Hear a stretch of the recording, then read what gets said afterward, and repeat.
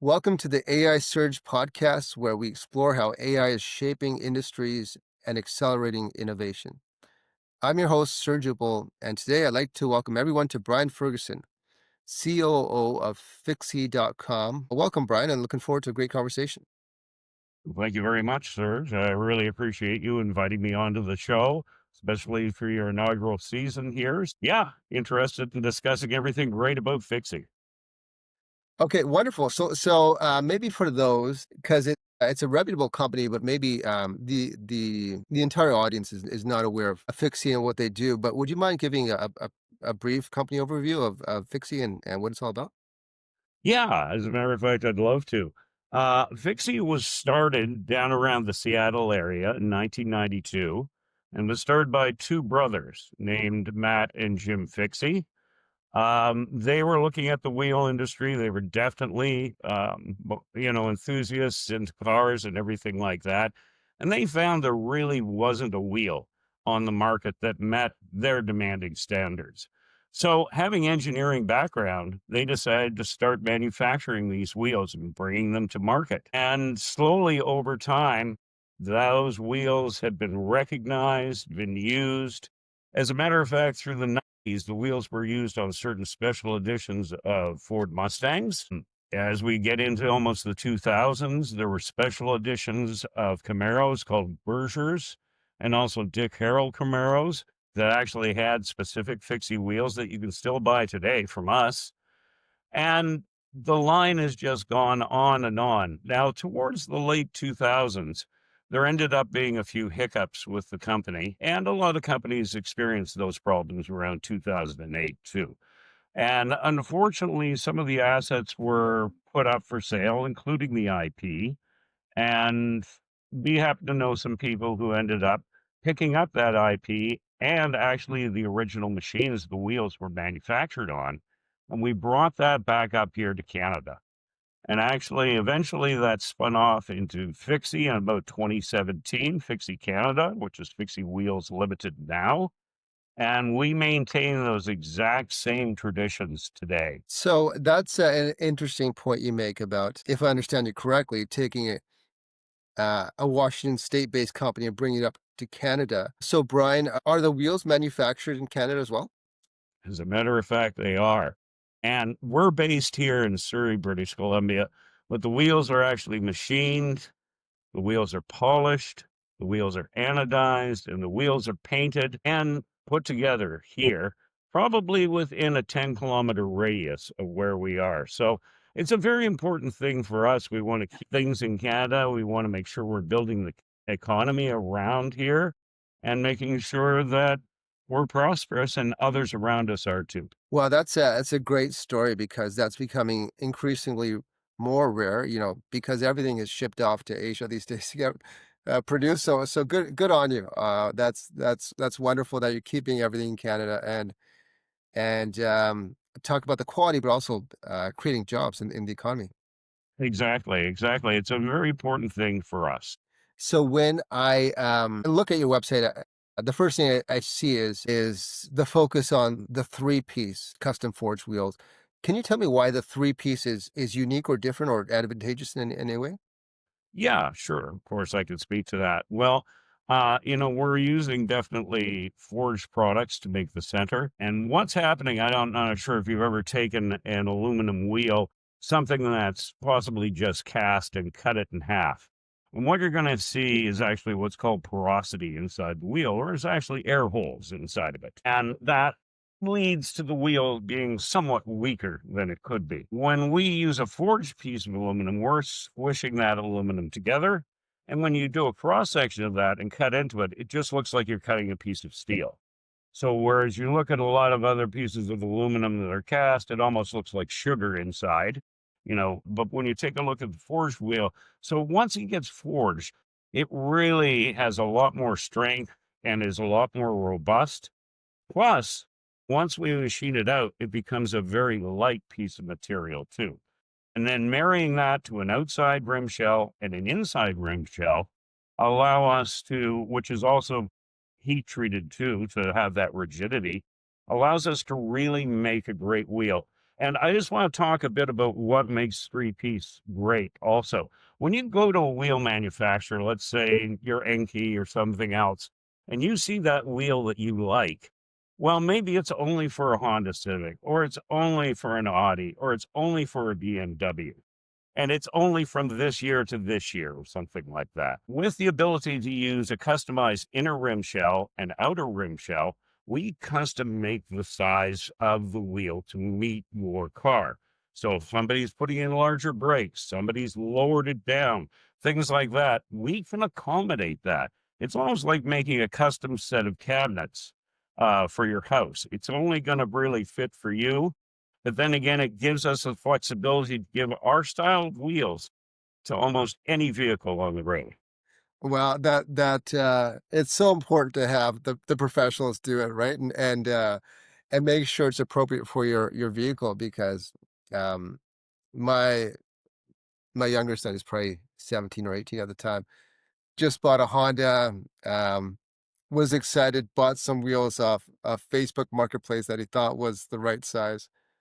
Turns out they weren't, once he went to have them installed, and they still sit in my garage today, so I think we've all heard that story before too. So, so, hey, talk about, the custom wheel experience. So it's pretty much well, maybe, correct me if I'm wrong, but is it custom to what the customer is asking for? Can you design on site? that's definitely an option that's available to the customer. There's going to be some research and development to be done towards that. Some engineering, some programming that's going to be having to be going into the machine. So the cost is going to be significantly higher than buying something that we have already in our catalog or our library of wheels. And one of the things about our library and catalog of wheels is actually we're still manufacturing the same wheels that were manufactured in 1992. And what I mean by that is the same designs. So often you're finding in the wheel industry, what happens is this hot wheel comes out for 2 or 3 years. Everybody starts buying it, putting it on their BMW or anything. And then they get into an accident 3 or 4 years down the road and they need that replacement wheel. That wheel's off the marketplace now. It's no longer available, and possibly you have to replace all the wheels. Again, coming back to the modularity of a three-piece wheel, we can still get you into that exact same center. And let's say if you damage only the inner rim shell or the outer rim shell, we can just replace those things. We don't have to replace the entire wheel. Okay, and I'm actually looking at your wheel showroom now. That's a pretty extensive selection of, options you have. I think, there's something for everybody here, which is Yeah, yeah. I mean, the Pro Street guys kind of like the five spoke stuff. You know, if we get in more into the European market, when we start to talk to BMWs and Mercedes and things like that, guys like the multi spoke, maybe the 13 spoke, 15 spoke type variant too. So, like you said, there's something for everyone there. So, tell me about your background a little bit, Brian. How did you get started in the industry, and what's your journey like? Well, good question. Actually, I spent a lot of my 90s and in the 2000s working the IT departments of software development teams. I worked for a company called Gemcom Software for about 15 years. They did mining software in downtown Vancouver. I moved away, started to start my own consulting business, and I actually was brought on with a wheel repair company about 10 years or so ago, trying to put a resource management program in there. They were still kind of on pen and paper 3.0. It was fantastic. It never crashed, but it took a long time. So I was putting that system in, and I've always been enjoying automobiles my entire life. Slowly started to get into the wheel repair industry, actually, and it was a magnificent primer for understanding everything about wheels because we were doing things from welding, straightening, repainting, and a lot of this was ICBC work. So I really got my hands into kind of the grassroots of everything to do with wheel manufacturing. And then Brant Gladstone, who's our CEO, he and I were talking over the last little while. And, a little while ago, about 5 years ago, he encouraged me to come over and join the team and help him run Fiksie Wheels. And it's just been an amazing experience after that. Well, So when you say, you've always enjoyed, the auto world and cars in general, do you have a specific favorite brand or part of the world where you like your Kind of vehicles from? like you, I've kind of always loved the German cars. And being a young guy in the mid '80s, it starts out with the Volkswagen Beetle, and then Mhm. you kind of get into the Carmen Ghia, and then you kind of get into your Porsche 924, and as the money starts flowing in, maybe a 928 or a 944. So Beautiful. those are the types of things I was dabbling in. Of course, life happens, kids happen, and everything, and all of a sudden you're driving a minivan. But With nice wheels. Hey, wonderful. So tell me a little bit about who you're engaging with, like your customer base. What are their particular tastes like? And I'd I'd imagine it's a little bit more discriminating when it comes to wheels. Yeah, I mean, we've pretty much with our marketing team looked at what our demographic is, and it's people around your age and my age. They're successful individuals who probably anywhere from their late 40s to farther on. They've kind of made their first million or something like that. They're starting to get back in and they're collecting those cars again now that the kids have kind of left the roost and everything like that. And they want a project car they want to look good in.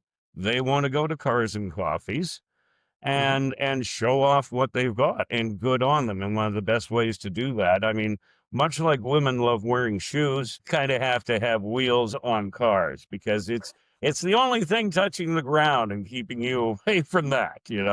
And The it's shoes of the car. Good point. yeah, it's what people look at a lot. So we talked about a few things that Fiksie does well, and what would you say you've been most proud of on this journey, as you've gotten to represent and work, with the company? Is there something that stands out in particular? Well, I tell you, when I started with the company, we were doing a little bit of work with some resto mod companies. And for your audience who's not that familiar with resto mods, those are people who pretty much take an original car, strip it right down back to its base again, and then build it up to a specific vision. But towards that end, we really built great relationships with some wonderful groups like Singer Vehicle Design. There's the Theon Group out of the UK. There's Rensport 911 out of the UK. Thornley Kellum, and a lot of other people who are just looking to even privately restore their Porsche. And we happen to make the industry's best Fuchs wheel. And those people come specifically to us. And we're don't pigeonhole ourselves in, it comes in any color you want as long as it's black. We want to work with all our wheels with our customers. And that's another thing where our competitors often say, well, I have it in the brushed aluminum and I've got it in the gunmetal gray. Which one do you want? Right. We're a little different there because we're such hands on. If you give me a paint code and tell me that you want this spoke to be red and the next one to be orange or whatever, we can accommodate those types of things. So we're very much open to being able to work with whoever wants to work with us and to make sure that their vision comes through in the wheels. Well, on your website, I also see, you have, a bit of a lifestyle kind of merch brand. That's kind of fun. So I guess really, for the Fiksie team, it's not just, work, but it's also passion and lifestyle as well, yes? Oh, yes, of course, of course. Yeah. That's part of our mantra. As a matter of fact, I think we've all kind of worked in places where it's a little aimless and you don't know what you're doing first thing in the day when you walk in the door. We're not that way. We have team meetings every morning. We get the whole team together. We plan out the entire day. I'm usually in here quite a bit earlier, reviewing all the emails, getting everything up to standard, making sure that everybody knows what they're going to be doing through the day. And we all have a single common vision, and that is to produce the best wheel possible. Well, I'm sure it, takes a talented staff and group of employees that, make it all happen. Do you wanna speak to them a little bit? Definitely. I mean, we've had some people, we have some great people who work for us, and they never really came from the wheel industry. But one of the great things we ended up having with developing and bringing that IP from Fiksie when they were down the States is amazing manuals. and amazing ways of how they treated and dealt with certain situations. And we put that all in a handbook and we make sure all of the staff read through that, they understand it, it addresses certain problems. And then again, if something's outside that scope, my door's always open to those guys to just come on in. There's no separation of, oh, this is management, these are the workers. We're all working towards getting that great part. And those guys will just run off the floor. If they've got a problem, they're going to bring me out here and the CEO also, and we'll look at that problem and we'll talk the problem. We'll work it through, we'll make it happen. And by having those meetings and everything, we've just ended up having this great staff. And, they're multicultural staff too, and it's just worked great for us. Brian, you touched on starting the day and kind of prepping and making sure you look at the emails and having that team meeting. Is that the start of a typical day, or what does a typical day look like beyond that? Well, yeah, I mean, that's usually the start of a typical day. You have to plan out your day and you have to know what's ahead of you for challenges or for sales or for opportunities. So by pre-planning, we can execute properly. So yeah, it is pretty much a typical day for us. We find that's the best thing. I've worked in other groups before where it's very more ad hoc and somewhat ham-fisted the way they go at things, but we're very big on communication, and talking through problems and working through problems is the way to get things done and eventually have a quality product. Good for you. Yeah, it seems like everybody's pointing in the right in the same direction, which is so important. And we talked about your customers a little bit, maybe being uh, a little bit savvy in terms of what they want, probably on the higher arc of the income journey that they're on. But are they typically based in the Lower Mainland, or are you selling outside of Vancouver and BC, and where do your customers typically live? Well, I kind of call it the 4 points. I think before this, we kind of touched on a few things. So you definitely have your West Coast seaboard, where you've kind of got your New York and Boston guys. We're involved in racing too, so North Carolina comes into play a bit there too. Then the next point down is really more your Georgia, Florida people. A lot of culture down there also. And as we pivot and move over to the West, we're looking at Arizona, California. I mean, Porsche at certain points in time, we're selling more Porsches in like California and Arizona than they were selling to the rest of the world. So there's a lot of those products out there. And then finally coming up closer to home, we really have a lot of the people who work, in Nintendo, Microsoft, all those Seattle-based companies that end up having those same type of passions. So that's why I kind of call it the 4 points. There are definitely we pick up some people in the Midwest, but the lion's share tends to be out there. And I'd say probably 90% of the sales go to the United States, though that's somewhat pivoting. Now, what would you say is in terms of the production and output? You know, there is there's strengths and challenges for every company.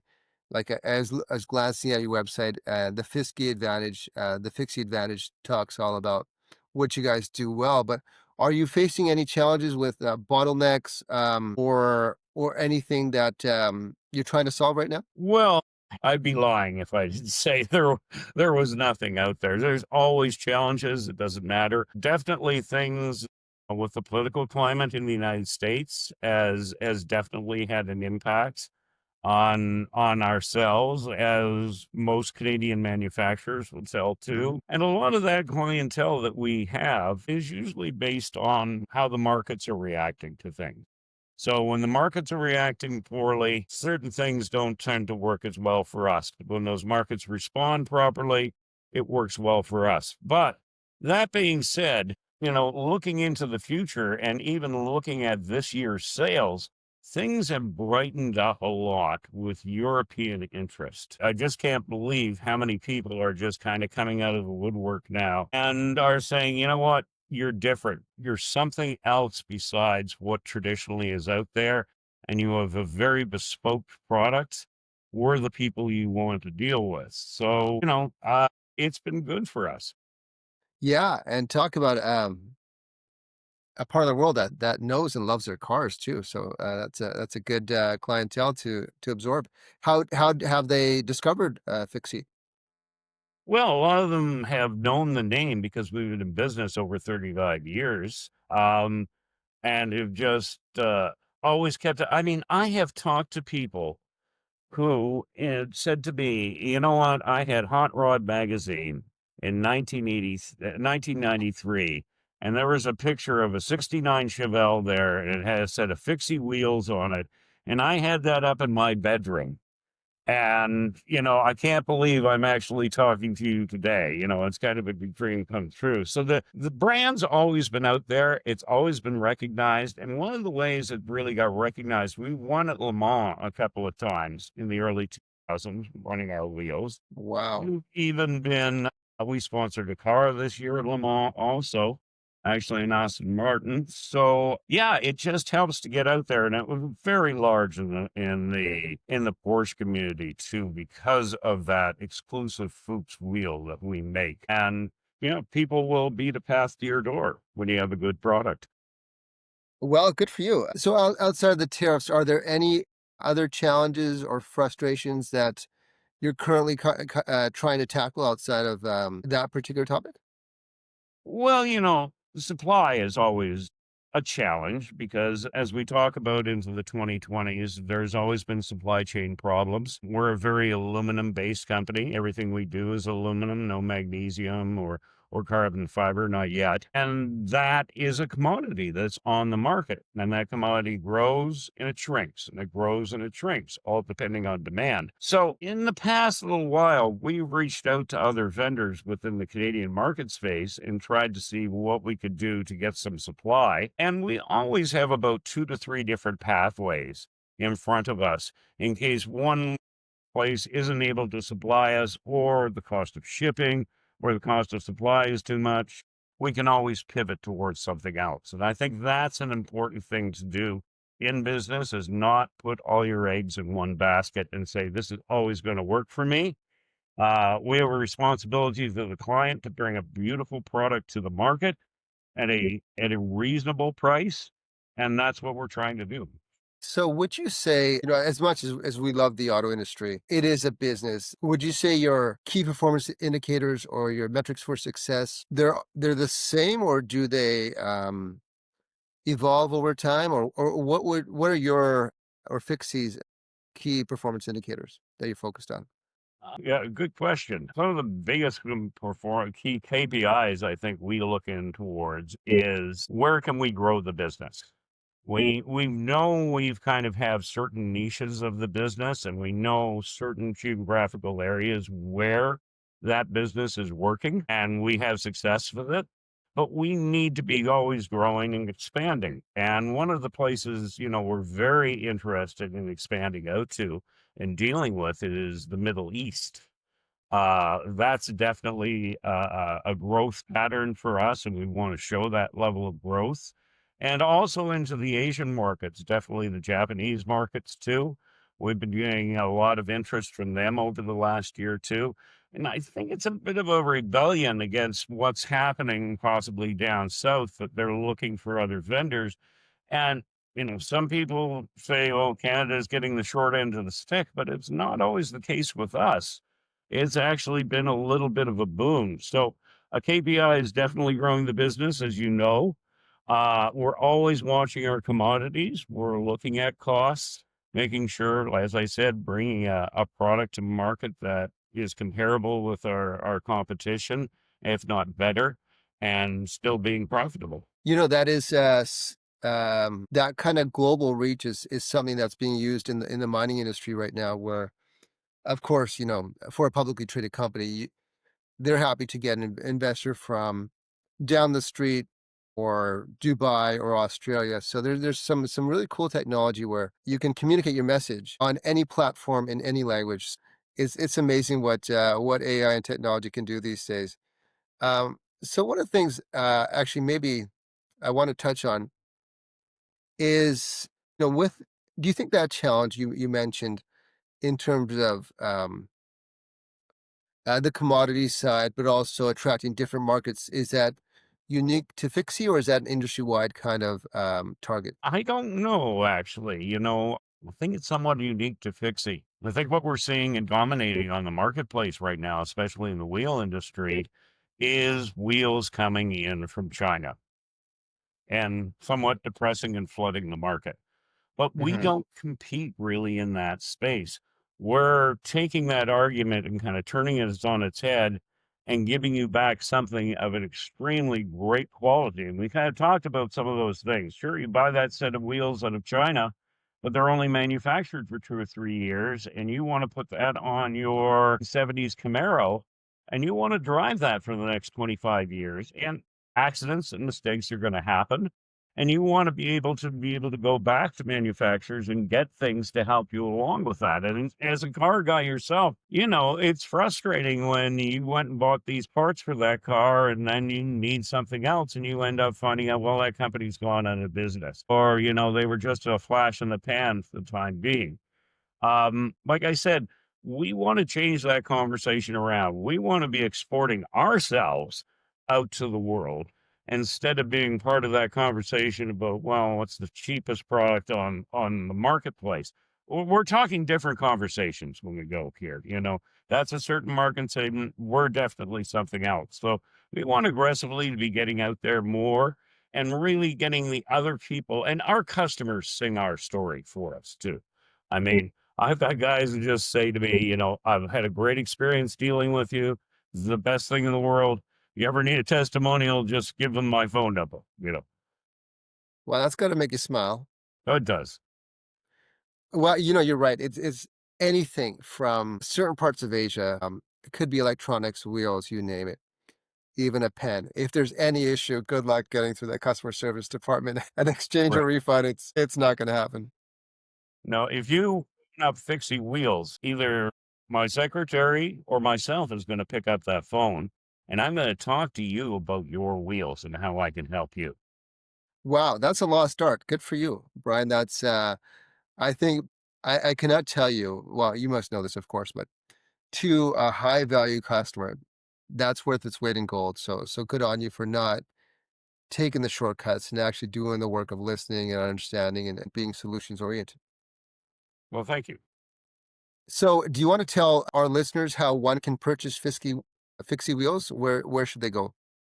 Well, there's a variety of things. There definitely my phone number's right there at the bottom of the website. I'd love to hear from you. Definitely give me a call. But one of the great things is you can go through our catalog or what we call our wheel showroom on our website. And of course, looking at our Instagram pages, of course, we have some things on LinkedIn and Facebook also. And it's kind of see some of those styles out there. But once you get into that wheel showroom, you can actually pick a style you want to. Say, hey, I'd like this in an 18-inch. I'd like this in a 17-inch. Those pull down menus. You can pick what you want to. Also, pick the kind of styling you want. Do I want a polished outer lip? Do I want something else? Or, contact us for more details. And as we kind of understand now what your vehicle is, and now when we understand what the modifications you have on that vehicle are, i.e., like larger brakes, we then reach back out to you and start that conversation. So it's much like a consulting process. I'm just not here to rubber stamp things and move it down the line. I want to know what you want out of those wheels. I want to know how we can make your vision come to light and then make your dream come through. So, no problem. Email me anytime at Brian at Fiksie, Fikse.com, and I'd be able to help you. Give me a phone call or just fill out one of those forms on our website and we're going to be there for you. Okay, wonderful, Brian. So what I'll do is I'll add your email and the website details to the show notes. Sure. But outside of, as we wrap this up, it sounds like you and your team are quite proud of the product and your relationship with your customers. That's something that is sustainable because in this Amazon world, it's so interchangeable and it's so transactional versus relationship focused. How do you keep How do you discipline? I don't know. It's what drives me forward. I want my customers to be treated like the way I want to be treated, and I'm always thinking that in the back of my mind. So often we go. It doesn't matter if we're going to a mall or a food place or things like that. We've noticed lately that the quality of service is just going down and down and down, and nobody wants to go that extra mile. That's not what we're all about. We understand you're here to get an amazing product, and we're here to consult about that and make sure you get it. I mean, a lot of time you can't even walk into a Porsche dealership and say, "Here, here's $250,000. I want that one." That's not going to happen. Somebody wants to sit down, somebody wants to talk to you about it, somebody wants to make sure that, we're all in the same headspace and everything like that. And you want your customer, even if you're selling Porsches, to feel that they're comfortable with that purchase. And I think taking those type of values, the values that you and I kind of grew up with together and kind of saw through the 80s and the 90s and things like that, and are kind of slowly with this kind of marketplace now of instant fulfillment, those things are kind of going away and we're giving up quality for speed. And that's just not our mantra. We're not a speedy company. We're not going to get to your wheels tomorrow. And I have to turn away a lot of guys towards that, but you're going to get the most amazing set of wheels you've ever seen. Well, that speaks to the quality and the customization. The perfection takes time.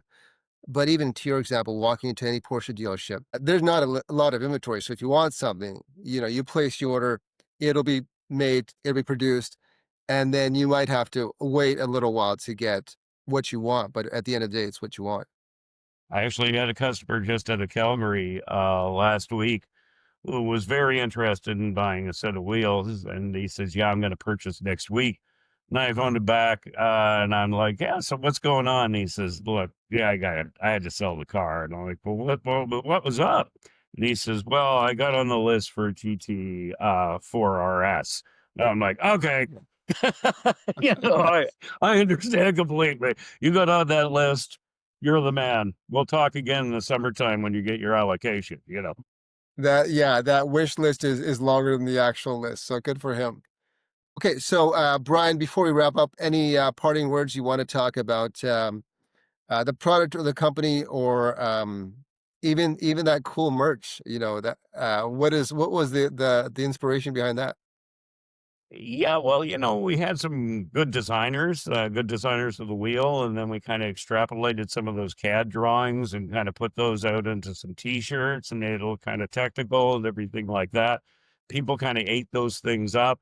They loved it. As a matter of fact, we're actually doing, I wish I had an example with me right here, but we're doing some Christmas ornaments this year with our centers cut out of plastic. It's all done on 3D printing and everything like that. So, maybe you look for that in some of our advertising coming up. We're going to be running a Black Friday sale coming up here at the end of the month. So, I just encourage anyone, if you're interested in the wheels or you just want to talk about wheels, feel free to just give me a phone call or come in and see us, and we'd love to talk. Well, I really appreciate that, Brian. So, and to everybody listening, I want to thank everybody to joining us for the AI Surge podcast, where we explore how AI is shaping industries and accelerating innovation. I'm your host, Surj Uppal, and I'd like to thank Brian Ferguson, the CEO of Fiksie.com.